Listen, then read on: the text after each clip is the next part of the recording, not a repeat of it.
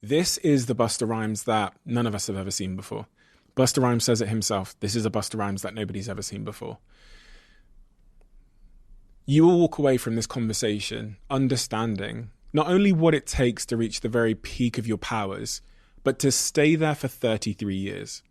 To have the insane consistency, discipline, dedication, and in his words, addiction to something that will take you to the very top.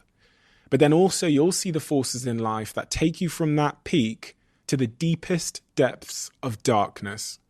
And once you're in that darkness, how do you rise from it? How did Busta take himself from the darkest moment of his life that he's really not talked about ever before, back to the peak of his powers? This is a human story. It's one of the most inspiring stories we've ever had on this show. And it's a side of a guy that we've known for many, many decades that I have never seen before.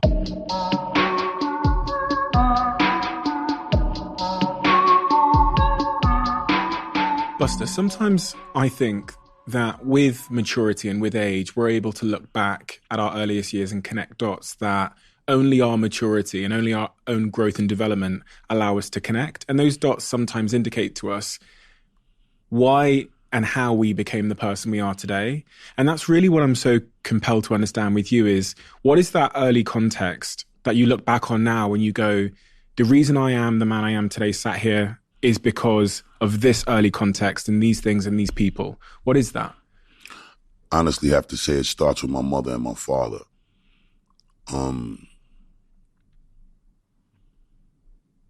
My mother and my father was strict, you know what I'm saying? And they also made sure that I didn't need for nothing. I was able to really enjoy what it was to be a child. And, you know, I don't have to sit here and mislead people like I come from some poor struggle and I come from this hood shit. Like, yeah, I was in the hood. I was in Brooklyn, East Flatbush, Brooklyn, New York.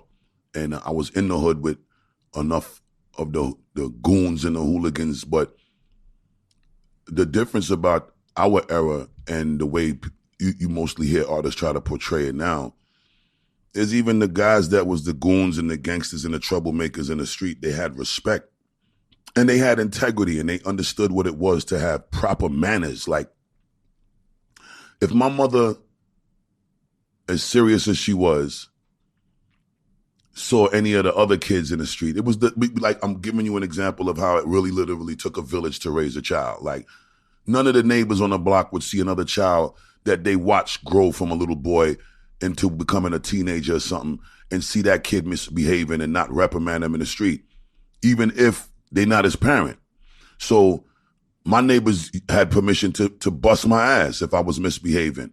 And then they would tell my mother. And if my mother felt like I misrepresented her to make another neighbor have to discipline me, that was going to get me another ass beating. So you ended up getting 2 ass beatings for every one trouble that you caused. You know what I'm saying?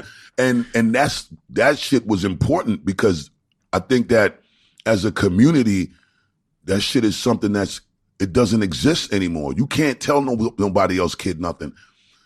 Kids ain't trying to listen to you tell them nothing. They'll lift up something and fling it after you or go upside your head and disrespect you because there's just a totally different value in the way things are done in the community.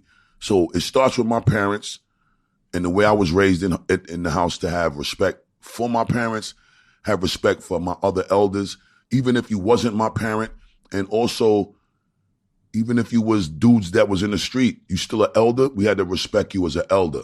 In return, that same respect that came from the house, and you, whenever you went abroad and you conducted yourself in that manner, it would garnish the same respect in return. So even if it was a dude in the street on some street shit, the respect that you showed to that elder still warranted a certain respect from them. They wouldn't disrespect the respect that you was raised in your house to have for your family and for them. So that respect was upheld and it was that integrity was defended. And that was a real solid foundation that all of the other flaws was built on, which eventually evolved into becoming a skyscraper for me. So I'm going to start there with the kids. Then I'm going to go to the neighborhood because, again, when my parents was around, I got the same disciplining from the neighbors, the hardworking middle-class families, the less fortunate families that was still in the neighborhood. We all was on the same accord about discipline and respect. Was it easy to see when you look back how you could have gone another way in that context? Absolutely, because all of those things were still there. The drug dealing was still there. The shootings were still happening. The robberies were still happening. All of that was there, right? But the beautiful thing was there was a serious presence of balance that was just as impressionable as all of the things that was the negative presence that was strong and that did get a stronghold on a lot of the youth in the community at the time too. How come you didn't go the other way? I did. I just was fortunate enough to have something like hip hop that was able to be an alternative that saved my life, changed my life. And I had some incredible people that was around me to support me when I found this interest and I identified with my gift as an artist to be able to entertain people, perform, articulate my thoughts through song and rhyme form. And I had an incredible support system with my moms. I had an incredible support system with just the other friends and family that I grew up with that was in the community. And then, last but not least, the determination that I had to want to be able to not disappoint the people that I knew that really was proud of what I was doing, good, bad, or indifferent. Who are they? It was all of them. All of them. Right? So, for example, I pissed my moms off when I decided I wanted to start selling weed and selling crack, right? And the guys that was in the street that I was doing it with, when they realized, even though I was doing it and it was cool for us to do it, they didn't really want us to do it. When they started to see that we had potential to do other things that was going to keep us safe and keep us away from the street, a lot of the times they didn't have a better opportunity to offer us. So they made sure that they was as present as they could be to guide us through the shit that they didn't even want us to do in the first place, which was the stupidness we was carrying on with in the street. So they did everything they could to minimize the bullshit that we would get into so we don't get killed, so we don't go to jail, so, none of that shit would happen. But once they realized they didn't have a better opportunity for us, that is what they felt was the best that they could do. If we're going to do the bullshit, we got to be there to protect them and make sure that they straight and we guide them so that they could do it the best way with the least amount of bullshit. As a younger kid, right? When they started to see that this rapping thing and this hip hop shit and breakdancing and graffiti and DJing and all of that shit was something that we started to generate interest for, that's when they started to encourage us to do that more. Instead of crack and... Instead of selling the drugs, instead of selling weed, instead of stealing this and taking that. And so they were so happy to see we found another way. They wanted us to do that. So the more we did that, if we started to show them any indication as we was making progress that we wasn't continuing to be productive, now it felt like you was pissing off two sets of parents. I'm already pissing off my parents because I'm with them in the street. Now they see me doing this music shit. They like that shit. They proud of me. So if I'm not doing well in that, now I'm disappointing them too. What was the consequence of your parents separating at 11 years old? Because I think about me being 11 years old. I remember a conversation, my mum's Nigerian. I was born in Botswana. My dad's English. Right. I remember around that age, about 10 years old, my parents calling me in and basically telling me they didn't love each other anymore. And it was like the world had broken in half. Yeah. It's like you can't comprehend the concept of these two people being separate. It's like being torn into two pieces. Yeah. How was it for you at 11 years old when you find that out?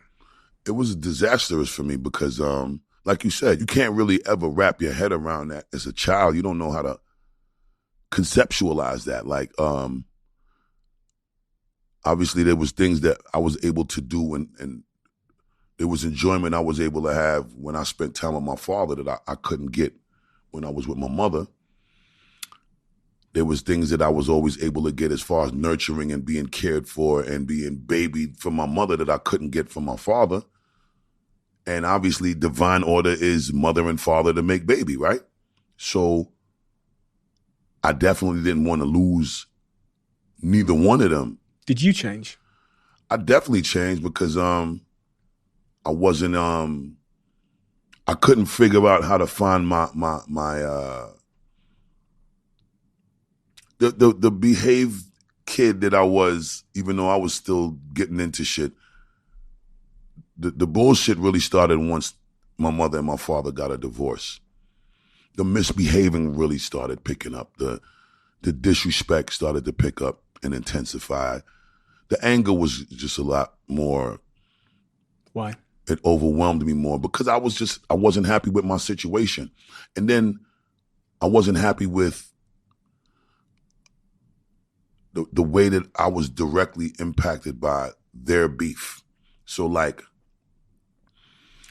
there would be times when if my mother and my father wasn't getting along, fresh discrepancy between the two of them, say like the day of my father supposed to pick up me and my brother, because I only got one younger brother, and say he supposed to come and pick us up on this day and particularly for his visitation weekend. If an argument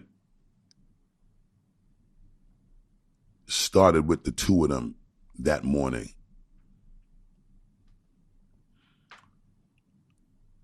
my father would get to the house and then my mother wouldn't even let us go. And we would look and see him in the front of the house from the window. And my mom's would just be on some bullshit. How did you feel looking at him from the window? It was fucking crazy. You wanted to go, I'm guessing. Of course. You know what I'm saying? Because there was things and there was other family that obviously was on my father's side, cousins and kids from the neighborhoods of the cousins part of Brooklyn or Queens and different areas of New York that we would go, that we had friends and with the family and with the neighborhood friends that we met through our other family and other cousins and things of that nature in the different neighborhoods. We wouldn't get to see these people until dad came to get us because moms wasn't cool really with that side of the family like that. My father's side of the family wasn't really rocking with my mother's side of the family like that. So if that rotation didn't happen in the visits, we didn't get to enjoy that. We missed our dad. We was only getting the opportunity to see him, once a week, once every 2 weeks, or sometimes once a month if they beefing with each other. Did your relationship with your father at that point kind of become a bit strained because of that beef? Did you start to see him less and less and less? Yeah, I think my conflict with my father, it started to happen more and more because, obviously, the lack of a parent's presence has an effect in different ways, right? And as a son, I don't know what it is, but I just think instinctually, boys cling on to their moms more. I don't know if that's always the case, but in most cases, that's usually what it is. I think my father's personality was a little conflicting for me with the way my personality was. And the contrast of my father's personality as opposed to my mother's personality, it drew conflict for me too. Because my father, he wasn't as interested in the shit that I wanted to do or the shit that I was interested in as a child. Like he always was more serious about whatever he felt was best for my future was all that mattered. It wasn't about what I thought. It was about what he thought. So I always started to feel like, and having the comparison and seeing the contrast between that and how supportive my mother was for the shit that I wanted to do. Like, first time I got some pussy, I could come tell my mother. I could sit down and tell my mother about how that felt. You know what I'm saying? I could sit and tell my moms about, my first wet dream or some shit. I could I could talk to my moms about the music that I'm making in the studio with my crew, leaders of the new school at the time, and I could come home and I could play that shit in the house. I could turn up the shit. Just as long as I could do, just as long as I did what I was supposed to in the house, my mother was with all the other shit. As long as it was productive and it kept me away from the trouble in the street. That was relieving for her. My father, you tried to talk to him at the time about some rap shit. He's like, I don't want to hear that shit. That shit is a bunch of bullshit. And you wasting your time with that shit. That's how I used to talk. You know what I'm saying? Now, at that time, I didn't respect it. And at that time, I felt a way. I felt real fucked up about that because it was just like, I could be doing some real bullshit. Like I'm actually still 1 foot in because I haven't succeeded at this. This shit don't make me no money. I do this shit because I love it. Like I just love it. So when I'm able to do shit that I love with my friends and with my people that I'm entertained by doing it with them, it's because I have this thing with a crew that there's a collective enjoyment that we're getting from doing this music shit. Are you still trying to prove him wrong to some degree? Did you find yourself trying to prove him wrong then? Nah, because I got my opportunity to do it. But before that moment, at that time, yeah, absolutely, I was trying to prove him wrong. I was so determined to prove him wrong that it forced me to excel. Because the more that he wanted me to do what he wanted me to do, which was, my father was a licensed electrical contractor. Okay. So he used to force me to come to work. His way of keeping me off the street was bringing me to work with him because he had his own company as a licensed electrical contractor. How did you feel about that? I was disgusted with that shit because we working in these nasty fucking buildings with rats and roaches running around and shit. And it took childhood time for me because I wasn't able to be outside and play. That's really what I wanted to do. And how old were you then? 12? It started a little younger than that, but right around 12 is when it got serious. I would say like around 10 years old was when it started. 12 is when it got serious because my mother used to send us to different countries every summer with my father, just so we could be able to explore what it was like to live in Jamaica for a summer with the family. Same shit with England. My mother would send us to England. So when I was around, there was one summer we came out here. You were 10. I was like 10, 11. Yeah. My brother was younger than me, like 7. I'm staying in Morecambe them time and Preston, and we went to karate school here. We went to primary school here, and we was breakdancing, and I had these cousins that used to name Samantha and Michaela. They used to take me in Val. They used to take me to these little clubs because they used to bring us to like this little area where it was like I wouldn't call it a downtown area, but there was an area like a downtown area in the Morecambe area and in the Preston area and in the Blackpool area. And we would go and we would break dance out there with the young kids that was from England. And, you know, we had our style of doing shit from New York, and we was some dangerous little motherfuckers. Now, we was getting busy. We was making it happen. We twisting up and popping and all of this shit. So it was something where we just became a part of this breakdance community, and they was always looking forward to seeing us. We would go out there like 3-4 times a week. Other people, promoters, they would see us. They started to book us to come in their clubs. Obviously, we're too young to go in a club. So they would let us come perform 10 minutes, 15 minutes, and then we would have to leave immediately. So we made a little money that way, get a little 10 pounds here for a show, a little 20 pounds there for a show. But these are the things that we grew around. So when I was around all of this, and that started to slow down, Dad was like, okay, y'all ain't going nowhere this summer. You coming to work. Do I want to go to work? No. Do I want to be an electrician? No. Do I want to be fucking pulling BX cable through sheetrock? No. Do I want to be hammering nails and then bang my finger? No. Do I want to see rats and fucking roaches crawling over my shoes and my Timberland boots, and I don't want to do none of that. And I'm watching kids riding up and down and Papa wheeling on the bike and music playing outside, and I can't do that shit. I used to be super angry at that shit every day with my father. What did you want to do instead? I wanted to rap. I wanted to make music. I wanted to break dance. I wanted to do all the shit that hip hop consisted of. Like I became the embodiment of hip hop, and it was the thing that was my excuse to not go to work. Why did you want to rap? Well, number one, I wanted to be the DJ first. Okay. You know what I'm saying? The DJ thing to me, though, I never really got good at it to be the DJ. I was able to do it, but I was never nice enough to become the superstar DJ. And at that time, the DJ was super important because all of the groups had the DJ name. So the Grandmaster Flash and the Furious Five, Jam Master J, Run DMC. Like the DJ was always the solo. It was like he was the big shot. So when I'm not really the technology dude, you know what I'm saying? So all of this equipment shit, like it was just a little complicated for me. And then I actually became an MC by accident.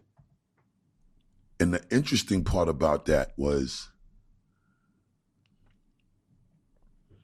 I caught 2 charges selling crack by the time I was 12.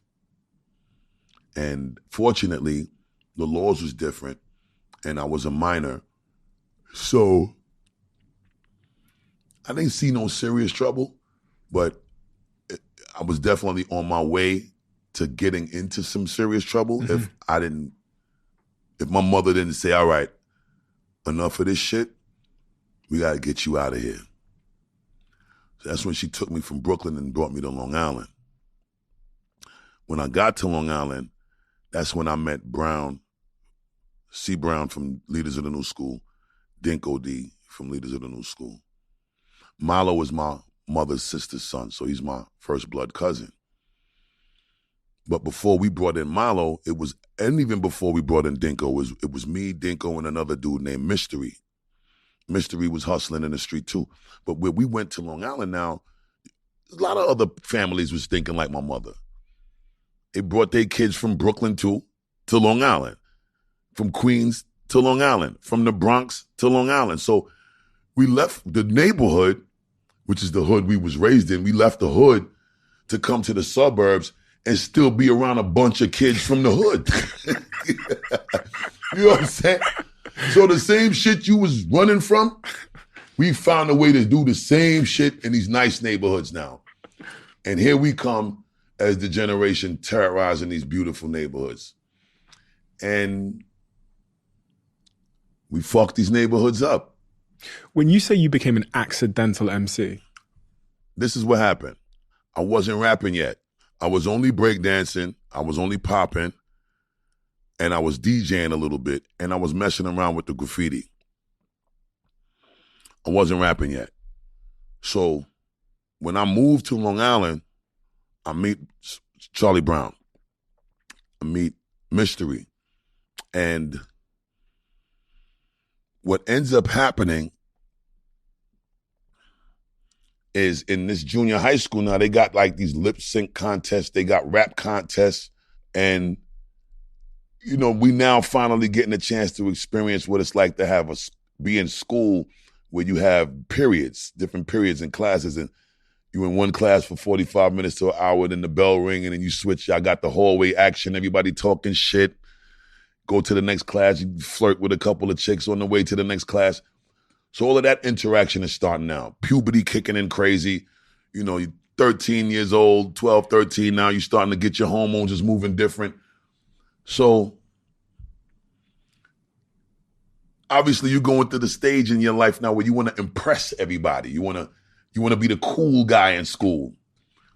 So whenever you came to Long Island from the 5 boroughs, it was a thing. Oh, that's the new kid from Brooklyn. Oh, that's the new kid from Queens. Oh, that's the new kid from Bronx. That's the new kid from Staten Island. So me being one of the new kids from Brooklyn, it created this talk. And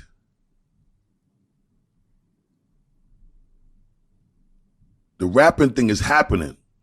Charlie Brown was like the guy. He was like the number one rap dude in school at the time. So one day I'm coming out of the school and we get in the schoolyard and, some of the kids waiting on the school buses. Some of the kids is waiting to see, the football game or the basketball game after school. There was like a cipher that was formed in this particular day, and it was a big one. And it was C. Brown rapping and two other kids, and then C. Brown was getting most of the shine. I walks over to the cipher, and I started beatboxing, right? And Brown, he doing his rap shit to my beatbox or whatever, and I'm keeping the beat going for him. And then everything was smooth in the beginning. Like, he was just rhyming, everything was cool, and, he sounded good. And then like probably like a good 30, 40 seconds into it, he just started disrespecting me. So I'm beatboxing for him and he dissing me, and I'm kind of like torn between, should I punch this dude in his face or should I just keep beatboxing and not be the party pooper of the party energy that we have in here? And you were how old? I was 12. I was 13 now. And I'm saying to myself, I'm from Brooklyn. And the mentality back then was everybody from Long Island was pussy. It's the suburbs, it's the green grass, it's the flower beds, it's the nice houses. We come from concrete jungle. We come from projects. We come from struggle. So I'm looking at this dude and I'm just looking at him like, I'm going to fuck you up like in 2 seconds because you a pussy to me, but you disrespecting me in front of all of these people. And if I don't do something, then they going to look at me like I'm a pussy too. So as I'm getting ready to do something stupid, the rhyme stopped. Like he was done. And everybody was bigging him up. And, I ain't want to look like a sore loser. Even though there was no battle, he just chose to diss me for no reason. And I couldn't understand it because I'm like, yo, I'm here to support you right now. I'm giving you the beat and the whole shit. The fuck you doing? Long story short, that was the day. I said, all right, I'm going to go home and I'm going to write a rhyme tonight. And I'm going to come back tomorrow and I'm going to fucking disrespect this youth. In front of everybody, the same way he dissed me up in front of everybody. And the next day, I came to school. I waited all day. I ain't tell nobody shit. We got back in that same yard. Nice big crowd the next day. He rhyming again. I started beatboxing for him again. Like it's the exact thing happening like the day before. So we going and I'm doing what I'm doing and everything is cool and nobody ain't got no clue because I didn't say shit to nobody about having raps ready. And the crazy shit is when I wrote my rhymes, I was listening to a bunch of LL Cool J shit because at the time LL was battling everybody on record. You know what I'm saying? He's battling Kumo D, battle Ice-T, battle. He was the one that was trying to take everybody's head off. And I was like, yo, I want to come like LL so I could tear this boy head off. So I ended up doing my shit. And somehow it went from me beatboxing to him and for him to me telling him, yo, why don't you do a beat for me? And he was like, oh, you got raps ready today? Like, just do a beat. Let me just try something. So he did the beat, and I started off the rhyme on some calm shit. And then when I started to get into the disrespect lines, that's when the whole thing just started to happen on its own. Like, my frustration and then me seeing the people reacting to my shit the way that I wanted them to, it just made me more confident, more cocky, more charismatic. And that's when the whole Busta Rhymes thing started to happen. And my name wasn't even Busta Rhymes at the time. I had a fucked up rap name at the time. What was it? Yo, my name was terrible, yo. My name at the time, I had two. I had my name from being a part of the 5% Nation of the Gods and Earths, which that name was cooler. That was Lord Tahim, right? But somehow I abandoned that to become like the rappers that had 3-part names, right? Is there a reason you're not telling me? I'm getting to it. I'm just trying to help with, I'm setting it up with the proper prerequisite. So LL Cool J is a 3-part name. Yeah. Jam Master Jay is a 3-part name. All of the guys from the Fat Boys, Prince, Marky D, Cool Rock Ski. Them dudes had 3-part names, right? I changed my name to Chill O Ski. Yo. That name is so fucking terrible. I know, I'm sorry, bro. Name was terrible. And you know what's so crazy? I kept that name for a long time because I really thought it was the shit because I felt like Chill O Ski. Chill O Ski, bro. Terrible. I know, it's terrible. But I really was proud of, like, I got a 3-part name like my favorites. And if you want to be like your favorites, you got to do the shit that is a replication of your favorites. And then I destroyed Charlie Brown so bad that at the end of that night, the end of that little battle, that afternoon after school, he just came over to the side and was like, yo, we should be in a group together. And that's really the day that I guess Busta Rhymes, I guess it's a catalyst moment, the day Busta was born. You talked about how that kind of moment helped you develop your style and your charisma and the way you carried yourself. And from then till when you get signed at 17 years old, I'm curious about what happens in that moment, because that's really, you know, a lot of people at 12 years old or 10 years old or whatever want to be hip hop actors, hip hop stars, or they want to be whatever, they want to be musicians, but very, very few make it to the top table. What happens between the playground that day and 17 years old, you getting signed? When you look back and go, it was for that reason. Was it natural talent? Is it hard work? Is it all of the above?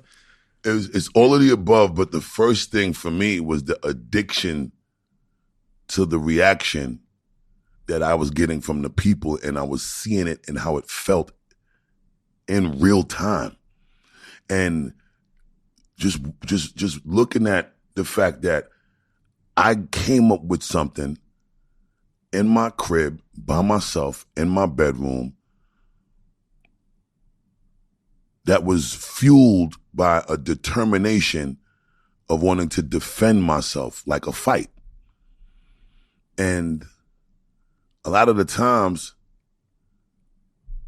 I don't think I might have said it like this. I've said it before, but I don't think I've said it a lot. I don't know if it would have been, I had the same desire to want to be in hip hop. I had the same desire to want to rhyme, DJ, but I don't know if that moment didn't happen, I don't know if I would have pursued being an MC. At that time, it probably wouldn't have happened. I've sat here with a lot of people who are comedians and entertainers and actors in the biggest movies in the world. And it's so interesting to me that there tends to be an early catalyst moment where they perform maybe in front of the family at Christmas, right, or on stage or whatever it is, and they get this reaction. And in that moment, that reaction does something to them on a psychological level, which becomes, the word you used is the word I hear, becomes this addiction. Yeah.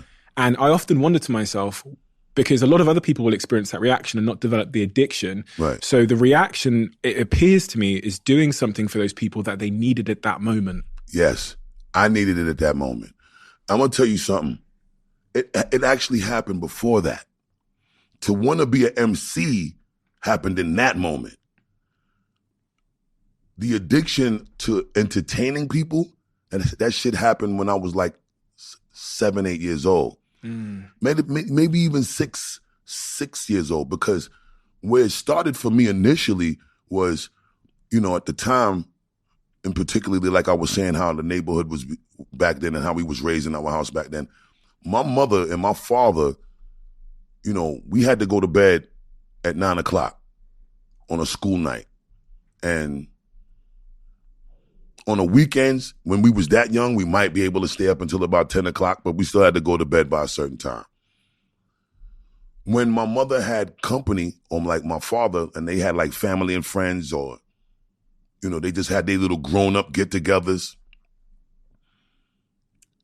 and they get to drinking a little bit. Sometimes, they so entertained by each other's company, they forget to send us to bed at 9:00.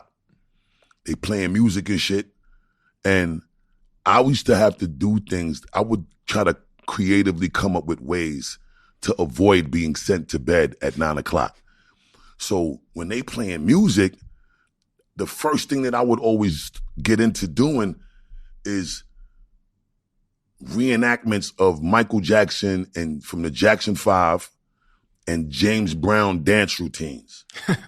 So I used to do that shit, and I was nice with the fucking split and spinning around and shit and just carrying on. I'm doing all type of shit, and I'm for hours until I literally would be sweating through my clothes.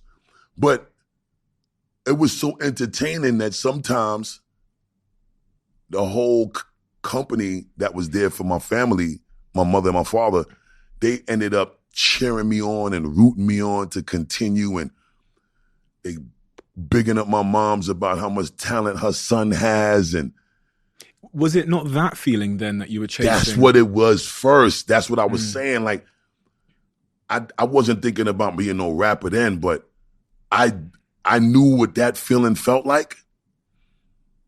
And I always wanted that feeling. And that feeling started in the crib, and then it translated into me trying to get that attention in the classrooms, which turned me into a jokester in the class. So I would do shit to get the attention of the crowd from the class, and became like this class clown dude, and I would get in trouble and shit. And then it translated from that into, me break dancing and doing all of this hip hop shit, because I loved hip hop, and I was starting to see what was being created as a movement, and what was being generated as an interest that was taking over. Like, it didn't matter what else was cool at the time. When hip hop started to really become that shit, there was nothing more important than knowing how to do something that was a representation of hip hop. If you was a graffiti artist and you was fucking dope, you became something that was like on a celebrity status level. But that's when motherfuckers started putting graffiti on clothes, and everybody that was involved with hip hop or some kind of representation of hip hop became some sort of celebrity. So for me, that's why I wanted to learn how to do everything in hip hop, because I still didn't know what I wanted to do. The DJ shit, complicated. The breakdancing shit, I ain't like the fucking bruises I was getting all the time. You know what I'm saying? And the graffiti shit, I was cool with it, but it was really when that situation happened with me and C. Brown, that's now when I found that I was able to get the feeling of when I was this little boy dancing for my parents and their company. And at the same time, I was able to have that spotlight on me being the rapper guy. So it's like all of this shit became the thing that I started to grow, not only this appreciation for it, but I started to grow addicted to the shit. That is what I was expecting in terms of like, I was just trying to figure out the psychological reason why you became so addicted to this. Because listen, I come from a background where lots of my friends started rapping and most of them fell off. And then there's like one or two of them that just became like their medication to some shit. Yeah. And I've always wondered why they just like that individual just stuck at it for all those years. Yeah. But in that answer, we have the, I think the biggest addiction for me out of all of it was to be able to say to my father, I wanted to be able to experience the day, not knowing if it would ever come, but it was a serious, serious thing. Like I used to write this shit on my wall and just on a piece of paper, and I would stick it on the wall. And it would say, one day I'm going to get a deal. I'm gonna sign a contract. I'm gonna come home with so much fucking money that I'm gonna be able to tell my father, I told you so. That's all I wanted to be able to do. And I wrote that shit and put it on the wall. And I would look at that shit every day. And there would be days still when he would tell me I gotta come to work. And I would look at that sign, and then I would see him outside in the truck. And I walk out that fucking house and I would be mad as hell. Angry. And what I do love about my father as I got older is I understood what he wanted. He just wanted to make sure I wasn't wasting my time. He built this company. He wanted to pass it down. it was love. It's love. It was, he need his son to succeed. I'm his pride and his joy. And failure is not an option with my father. And I guess where he came from, you know, it's the same with my mother. My mother, when I told her at 18 I wasn't going to university, wouldn't speak to me for years. But she comes from Nigeria. She left school at 7 years old. She can't read or write today. Wow. So I was the only, of her 4 kids, I was the only one that says I'm not going to university. Right. Now she stood in my way and said, don't start a business, et cetera, et cetera. But in my maturity, I go, she stood in my way because she loved me. Absolutely. At the time. And everyone goes, a lot of people go through, especially sort of immigrant kids and stuff. Us primarily. Yeah. Because that pain and that struggle, that suffering that they come from, that shit ain't that's not this shit that we was raised in. Mm-hmm. That, you know, me and you, we obviously, even if you was born there, you didn't spend your years there to experience the pain that they did. So you come here now, you still don't know they struggle. They know though. They never gonna forget. And they obviously want the best for their babies, man. My father came to the Apollo to see us. And this what made him even more sure about disrespecting me and disrespecting the rap shit. Me and my crew, leaders of the new school, we had an opportunity to perform at the Apollo at amateur night at the Apollo. And we get up there and we got booed, badly booed. One of the first times, you know, when me and Charlie Brown decided to form the group, the guy Mystery that was with us originally, he got tired of the wait. There was no real light at the end of the tunnel if we was going to get an opportunity to get a record deal. He was selling drugs in the street too. He decided he wanted to go back to the street and do that. He ain't want to be in a rap group no more. That's how room was made for Dinko to get in the group, because we still felt like we needed to replace the third rapper. And we got our 3 rap dudes now. It's me, Brown, and Dinko. And then I said, yo, we need a DJ. Let me get my cousin. So Milo came, and we ended up doing this show at the Apollo. Got booed, and my father he was hitting me with the I told you so that night. See, I tell you, yo, waste your time with this little idiot rapper boy shit. If it come on work, that's what I'm gonna tell you, if it come to work, so you can learn some stability and stop waste your time with this rapper shit. That's how he talking to me, and we still in the venue. Really? We ain't even leave. He just beating me in the head with this total disrespect. But again, at that time, I hated him for it. As we got older, and that day came for me. I got my record deal when I was 17. And what was it about you though? Was it the unique style and you had a completely different flow that people were just drawn to that raised the energy on every record you touched? It definitely was that, and that came completely from dancehall influence, right? So, are you familiar with like Sting? Yeah. All right, so Sting clashes that used to happen from the 80s all the way down. Mm-hmm. The one thing that I saw in dancehall culture that I wasn't seeing in hip hop was the way when dancehall artists was getting busy and clashing in front of that 10, 15,000 people in that Sting audience, the energy that they had to have to make sure that they're portraying themselves in a way that was just more than the lyrics. It was a complete showmanship that was a collective of things. It was the outfit. It was the jumping around. It was the kicking the foot. It was the flinging your hand and the way you was coming through on the microphone and the flow patterns and the cleverness of the lyrics and the punchlines. It was all of these things. And it was mind-blowing to me because I wasn't seeing that same thing in hip-hop. In hip-hop, you seeing dudes just walking around, you know, they might hold their crutch and they act like they too cool to be that animated. Me, I love that shit. I love kung fu movies. I love karate movies. So all of that shit, hype, and the dancing up and the this and the that and the foot, this, that.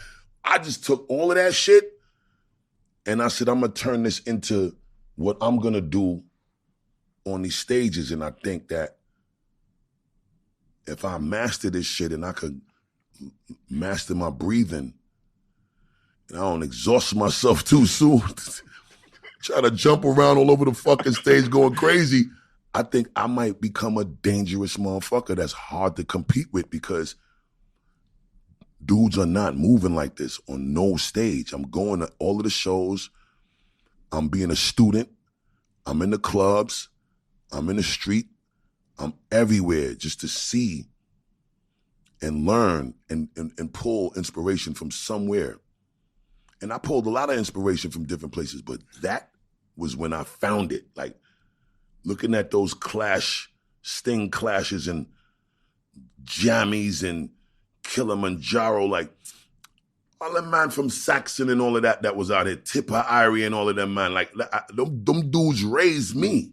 It's so interesting because what you've described there is kind of like my understanding of what creativity is, where you pull from so many different almost clouds of inspiration to create a new one. Yeah. And I was thinking about your kids. You said to me before we start recording, you got 6 kids and they're around like 20, 30 years old now. Right.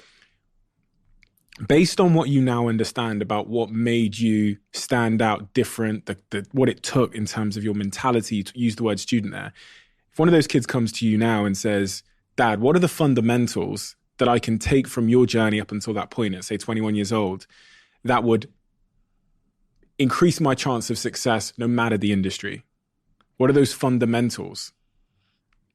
So the fundamentals that I would give my kids, which I've already feel like I've been given to them, is the first thing is identify with what you love. And once you love it, hone in on that thing until you can master it to the point where people can identify that there's no questioning your love for it. That's the first thing. Once you love it to the point where your actions speak louder than anything you could say about how much you love it, that is always the root of whatever success is preordained or destined to come to you, no matter what it is that you choose to do. Because what is actually going to create the revenue is that you're not doing it from a place of trying to generate the revenue. Mm.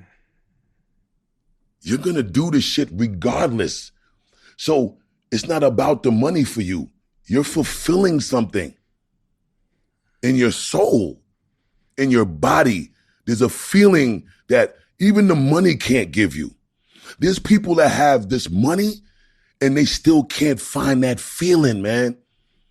And there's nothing like it.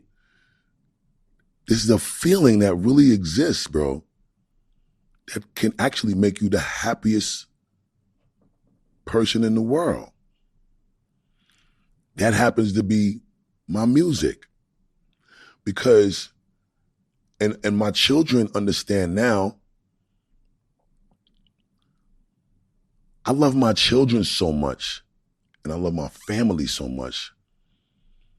I'm not playing with anything that I know is going to allow me the opportunity to make sure that I can show them and I can take care of them and I can, without compromise, find a way and a means to securing of the well-being of my family.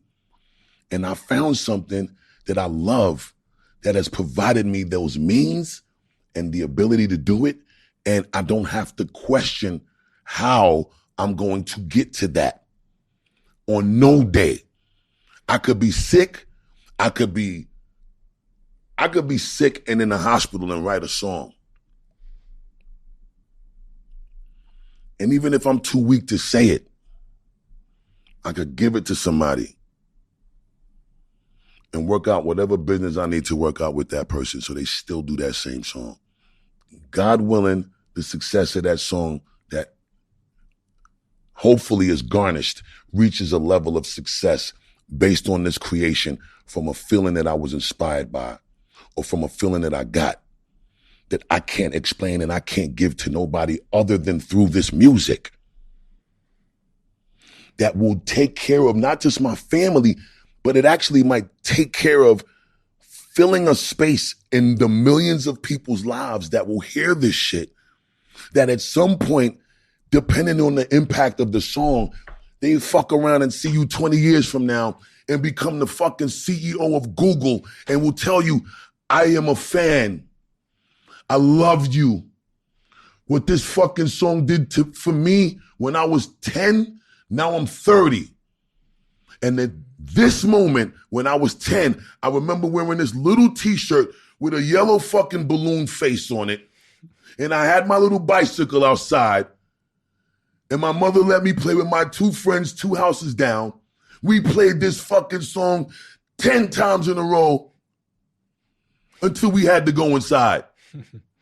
And that song changed my life. And it gave me the motivation to want to do this thing, evolve into this person, think a new way that allowed me to pursue something that I found that I love.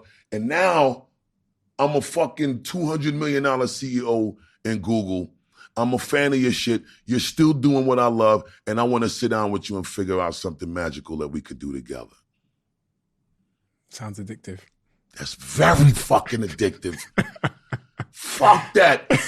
That's the most addictive shit in the world to me because it's like, that's greater than man. You can't teach somebody how to do that. That's not a book science. That's not school.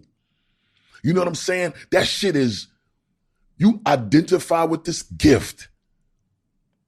We all got the gift. There's something that we've all been blessed with.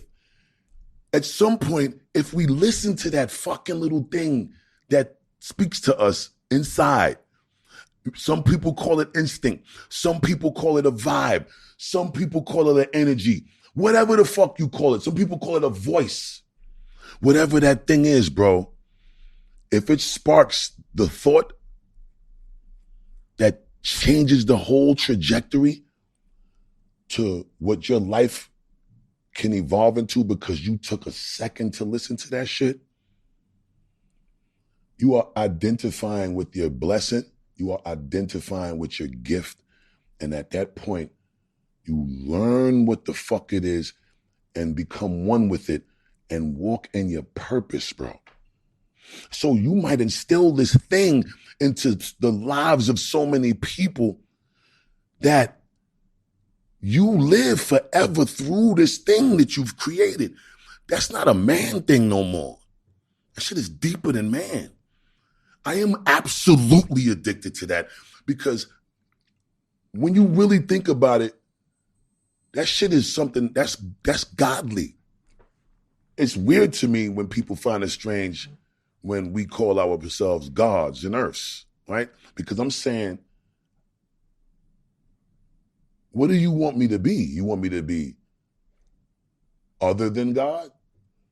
Anything other than its original form is the worst state of its own existence, because you're not even functioning within the nature that you was created to function in. So you can't make me call myself devil-like because you think that it's a blasphemous act for me to say that I'm godly or I'm godlike or I'm made in the likeness of the Most High.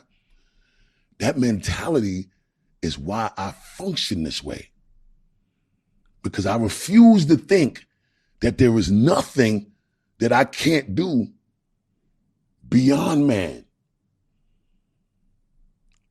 Beyond man.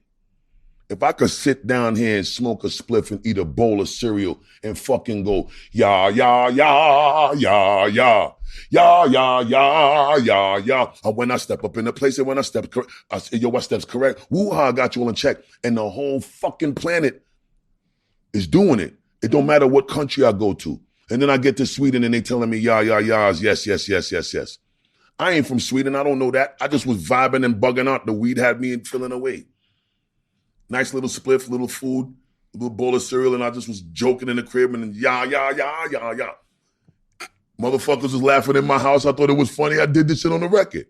I like funny, but I also like serious. There's always a balance between the guys that we found the most entertainment from. All of the dudes that was on TV that we liked, that was the fucking criminals, they was always funny, right? Al Pacino in Scarface. He was a serious motherfucker, but he was funny.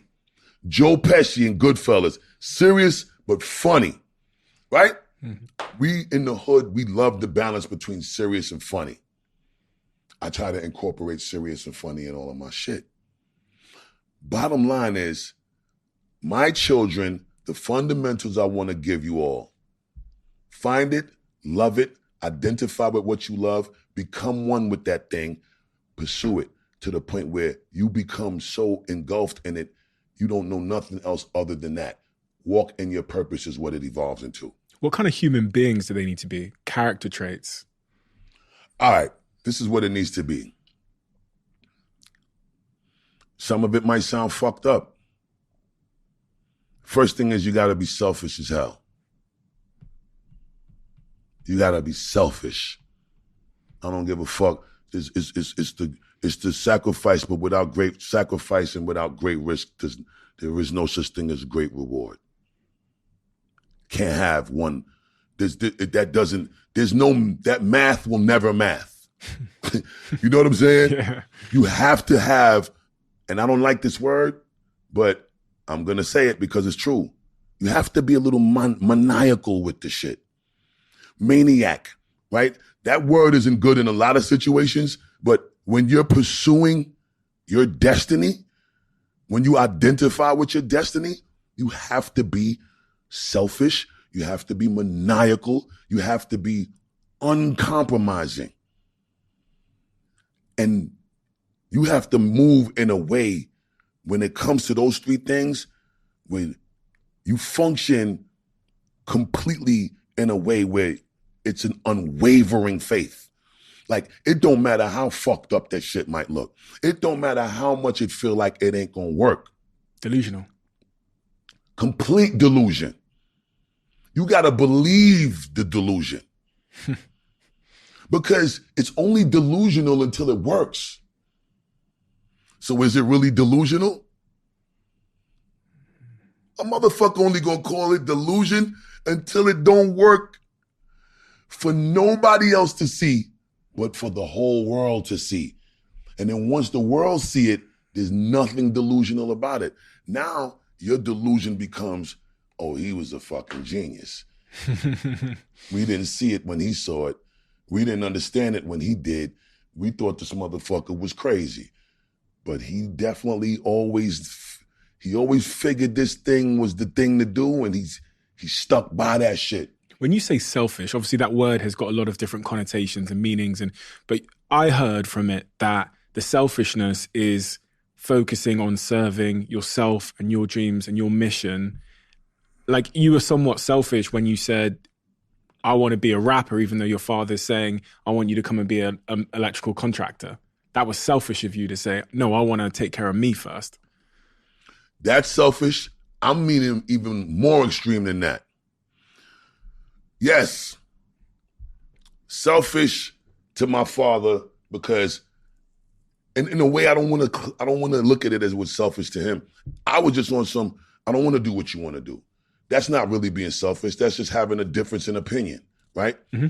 Selfish, when I say selfish, it means my children, right?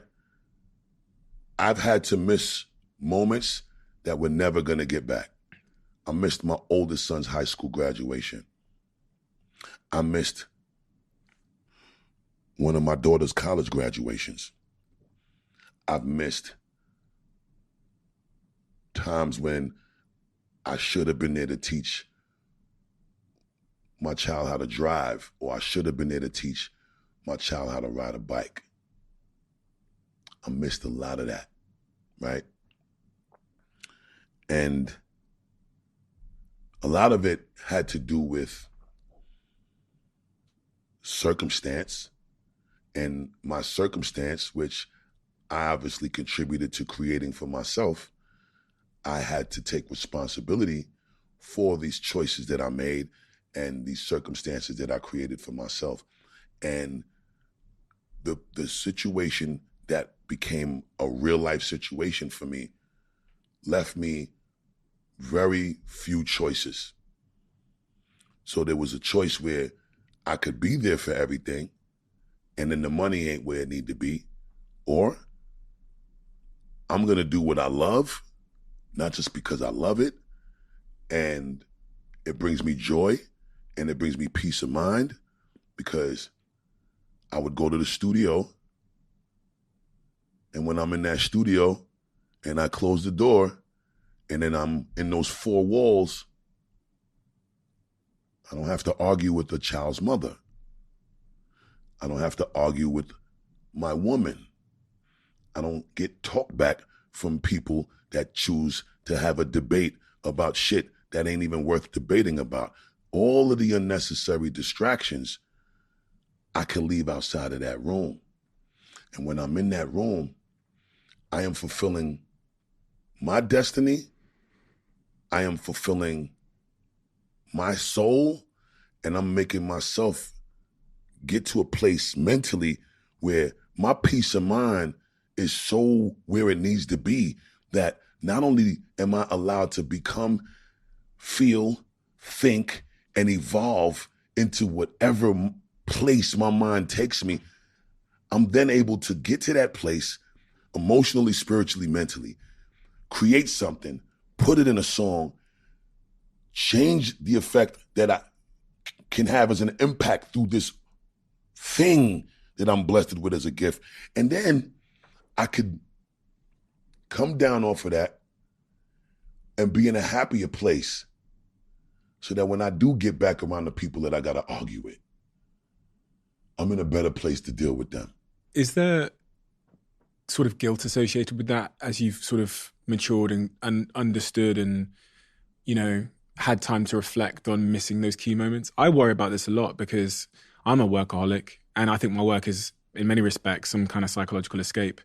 And I'm concerned that when I do have a kid, I've got a partner, we've been together 4 years, I'm 31 now, that I might use my work as an excuse to not be there, or I might not make the necessary adjustment to realize that I only get one bike ride moment. So I'm going to tell you something.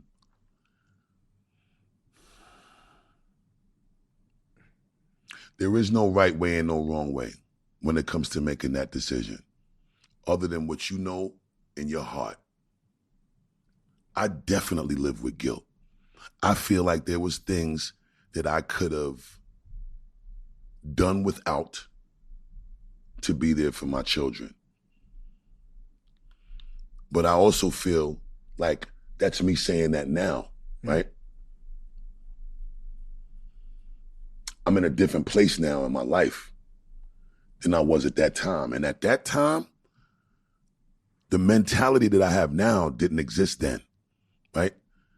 And the mentality that needed to exist then for me to get to this mentality now was important. And it was a part of the needed components to exist in my journey for me to be able to have this conversation now, this mentality now. Was that survival? It definitely was survival. When you're dealing with 4 mothers all having you in court systems, all getting significant amount of money for child support, all not in the best place relationship-wise with you. Sometimes business is up, sometimes business is down. You have to be able to be swift and changeable, regardless of the circumstances, in order to stay remainable. Because no matter if business is up or business is down, the courts don't care. The child support that needs to come every month, the mothers need to see it because they don't care. When your kids need what they need, they don't care because they didn't ask for this. You can't create an excuse. That's how I was raised.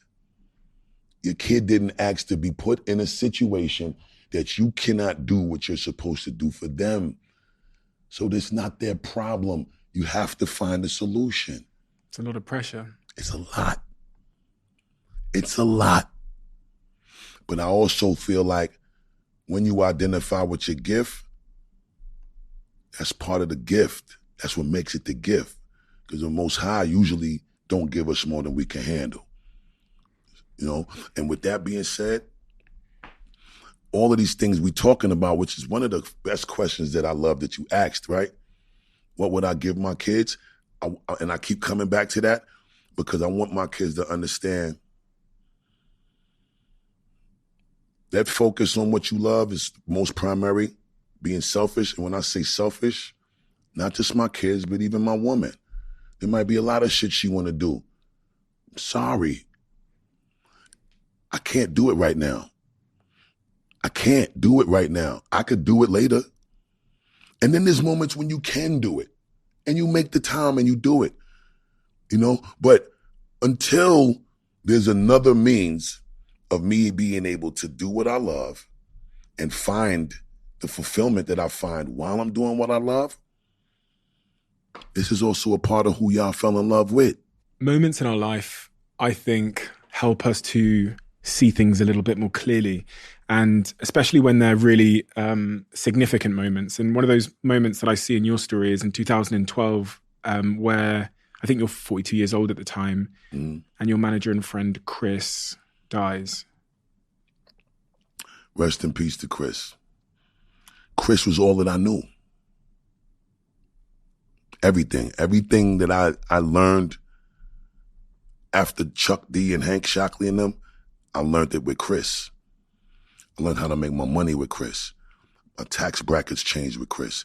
My lawyers changed because Chris. My booking agents changed with Chris. My touring experiences changed with Chris. My ability to tell my mother to quit her job and never had to look back to work for nobody from 1995 to this day. All of that, I did it with Chris. That day when you find out that Chris is passed, can you take me to that day? That day was so fucking terrible, bro.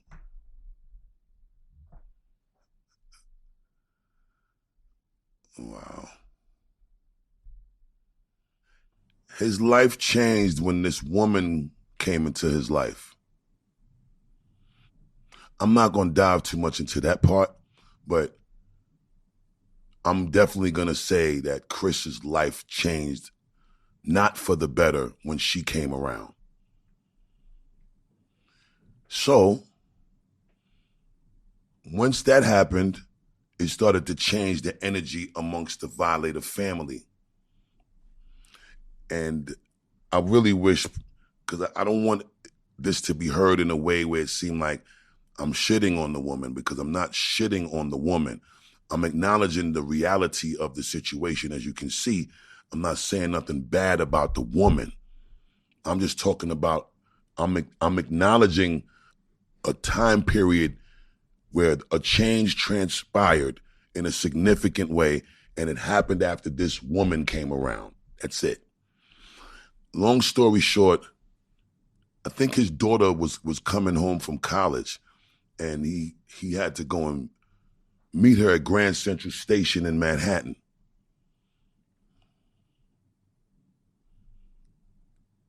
So he asked me for a ride to Grand Central Station, and I give him the lift to Grand Central Station, and that's the last day that I saw him. The next morning, I get the call from his assistant that something happened to him.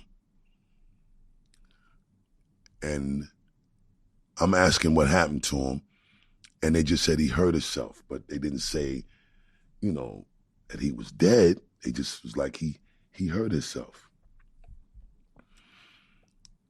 The assistant called this young lady, I forget her name, at the office. And when the young lady answered the phone, we're on the three-way. And she's crying and she's screaming on the phone. And she just kept saying, Chris hurt himself, Chris hurt himself. And the assistant is asking her, what exactly did he do to himself? And she said she don't know. He just hurt himself. And then we asked if he was dead, and then she said she don't know. So when we got to Chris's home, we couldn't go in the house. And it wasn't until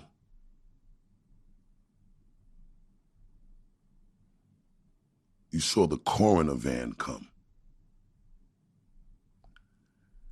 And when you saw the van, and then they reversed the van into the driveway to get us close to the door of the house.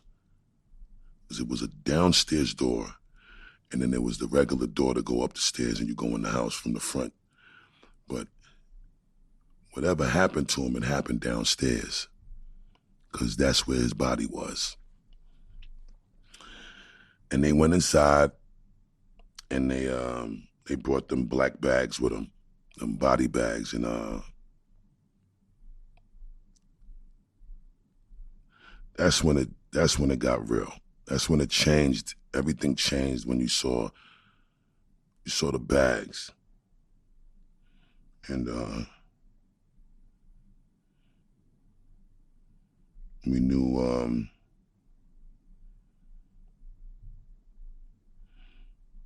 when they came out the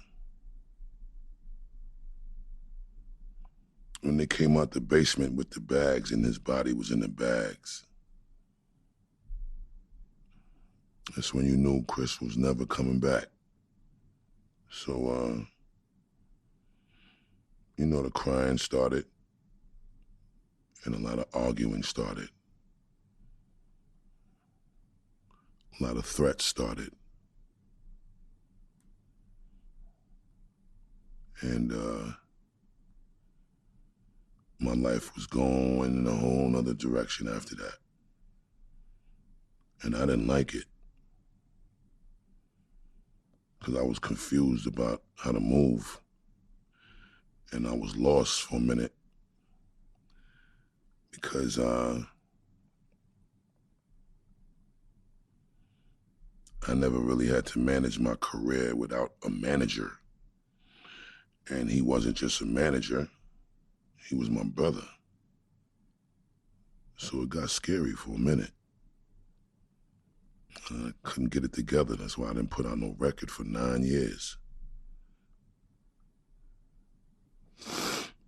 And I started to just do different type of business with signing artists, and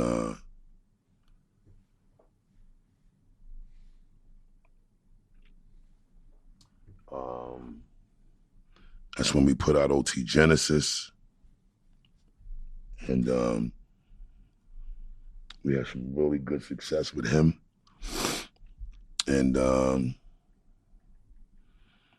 signed a few other artists, this one artist by the name of Stove God Cooks, and I signed, another young artist by the name of Murder Mook, and I wasn't happy though with just doing it like that, and I didn't feel comfortable putting out music until I got the right support system in place, and I couldn't get it together. When you say you couldn't get it together, what does that mean?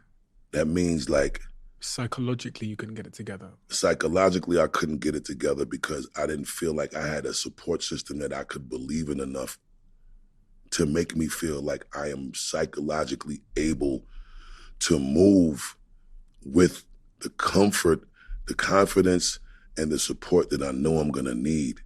And the responsibility of trying to wear all of the hats myself, I was doing it, but I wasn't doing it at the level that Chris Lighty was able to do it. And you were grieving at the same time? Absolutely, because I lost my father 2 years after Chris. The two most important male figures in my life. Chris was gone 2012, I lost my father 2014. And you had reconciled with him before? I definitely reconciled with him before he passed. The problem is, I didn't get to enjoy my time with him once we got good. So that was a horrible feeling too. Because it's like, all of the time that was wasted fucking not getting along was stupid. Fucking stupid. You know what I'm saying?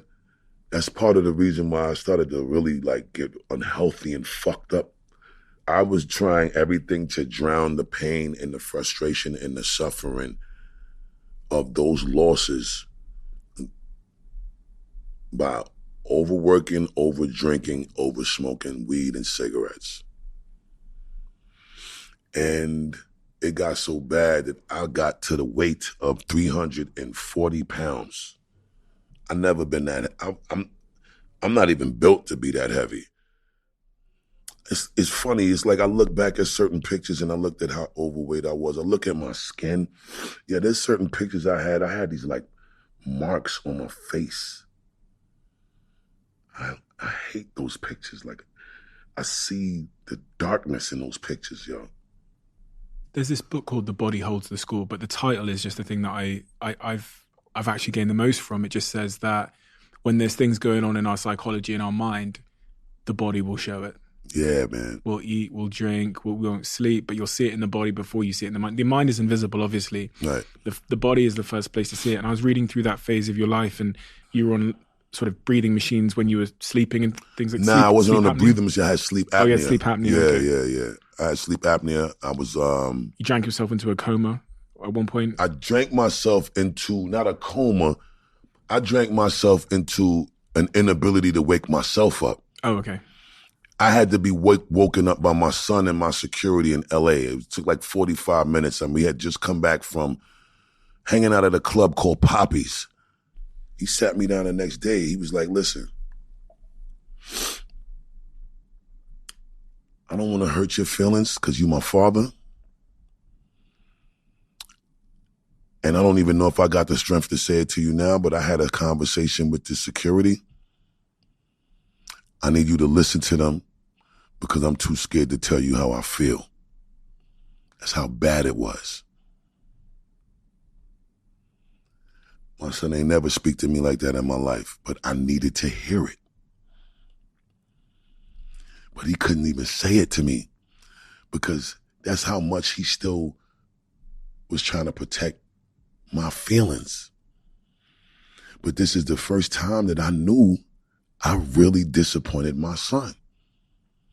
All that Busta Rhymes shit was cool up until this moment when he saw this shit. And he's been seeing it, but this is when it hits the low. That conversation fucked me up. The next day, the doctors with the prednisone, and I went to the doctor. I'm breathing so fucked up that outside of the door, the doctor was like, yo, why are you breathing like that? And he wasn't even in the room with me. He's coming in the room.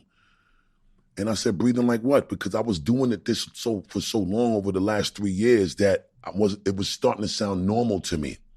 The doctor said, I'm sending you to the hospital because he stuck this shit in my throat. And when he saw how big the fucking polyps was, it blocked 90% of my breathing passage.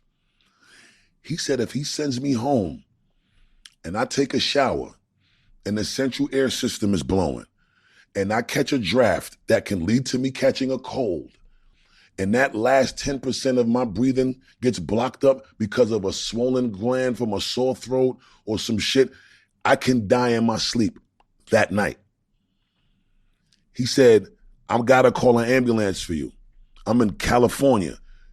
LA, he says, I need you to go right now to UCLA Medical Center into the emergency room, and I'm going to call the head person at the hospital to have them admit you immediately. You need to go into surgery tomorrow. I said, I ain't going in no ambulance. He said, well, then you have to sign this document that will exemplify me. If you don't listen and something happens and you die between now and when you get to the hospital. I ain't never been spoken to like this in my life. This is when I knew this shit was crazy. My son now, I'm calling him, telling him to meet me at the hospital. We get to the hospital, and I'm in the doctor's office, and they doing all of the preliminary shit before they got to admit me into the emergency. My son is talking to me, and he tells me,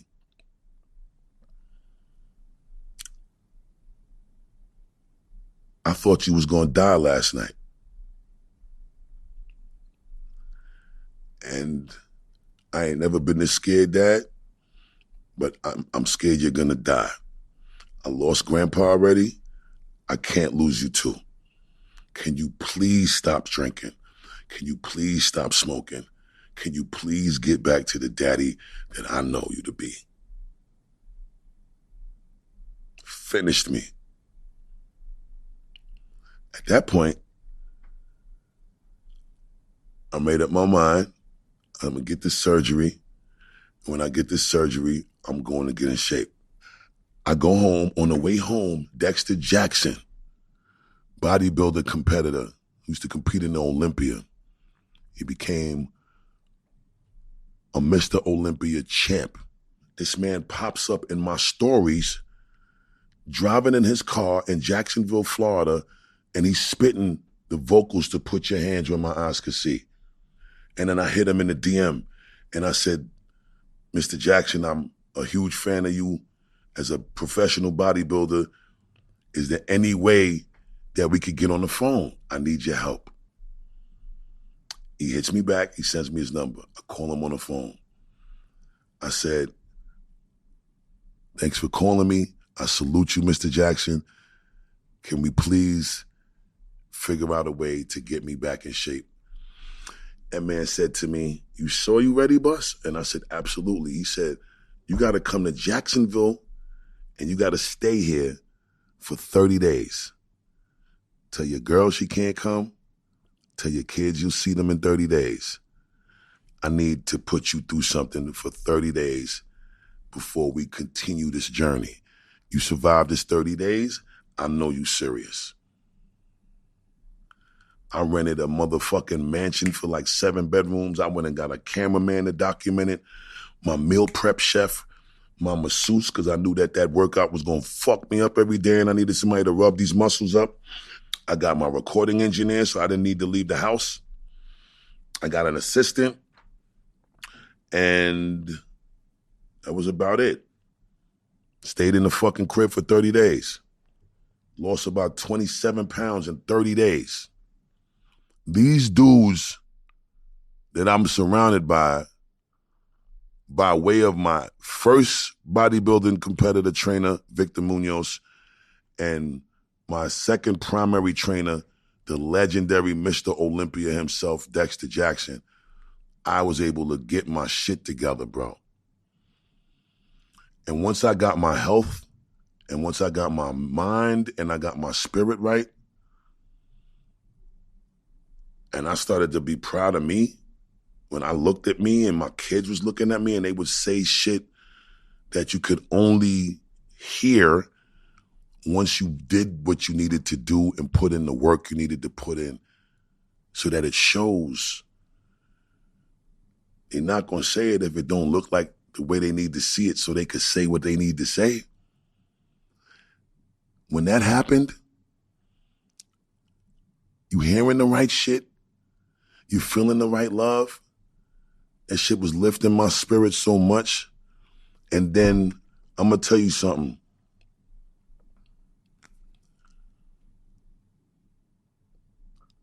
Going through this pandemic was another serious challenge, mentally and emotionally and spiritually. My brothers Pharrell Williams and Swiss Beats, and big up to Timbaland too, because all four of them is the executive producers of this new album, Blockbuster. Which is out right now. Absolutely. The Blockbuster album is out, and I'm super grateful to everybody that participated in helping this magic happen and come together. This is the culmination of all of the experience and all of the life stories that we've talked about. But the thing that really stood out to me is you've made the decision to put people on this album who are young, up-and-coming, fresher artists who you haven't really worked with previously. And you've worked with bloody everybody. But you chose to give these younger artists a platform for some reason. Two reasons. The first reason is I'm never going to listen to the narrative of this thing where I would hear it a little more regularly than I actually choose to hear it. I actually don't ever want to hear it. But it's this bullshit about how the elder statesmen or the older MCs don't really respect what the new guys is doing. That shit is bullshit. At least speaking for myself and the type of artists that I surround myself with, we don't feel like that. We don't move like that. We encourage that shit because when we was young artists, we wanted the big dudes to put their arms around us and give us game and school us and teach us shit so we could be better. You know what I'm saying? Mm-hmm. Chuck D gave me my name. Big Daddy Kane used to let me come to his crib and ask questions. He put me on his albums. He used to help me learn, let me learn, bring me to shows that he was performing at.